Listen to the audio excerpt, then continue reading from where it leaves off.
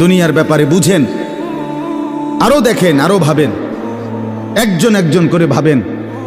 দুনিয়া আরো যদি সাজান, খোদার কসম ক্ষণিকের ক্ষণিকের ক্ষণিকের অল্প সময়ের দুনিয়া চমৎকার সাজাইয়াও তৃপ্ত হইতে পারবেন না, তৃপ্ত হইতে পারবেন। এবছর চমৎকার রং দিছেন বিল্ডিংয়ে, 2 বছরের মাথাত বিভিন্ন খান দিয়া চামড়া উঠিয়া এটা আবার যেই সেই, ঠিক কিনা বলেন? তা আবার রং দাও। এই সোফা চমৎকার বানাইছিল, ওই যে বার্নিশ নাই, দেখেন এই যে সোফা, এটা এই যে দেখেন, কথা বলেন না, এই সোফা এটার মধ্যে আসেনি অন বার্নিশ, তো এটা আবার কি করতে হইব? তো লাভ হইল কই?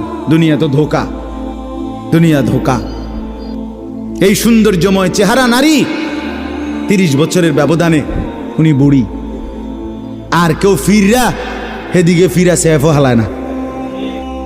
আজ যেই যুবতী, যেই বেহায়া নারী, বেপর্দা মহিলা বাজারে বাজারে ঘুরতো, যৌবন, আরে সেটা তার সম্পদ না, তারটা হইলে তো নিজের হইলে তো সে কখনোই বুড়া হইতো না।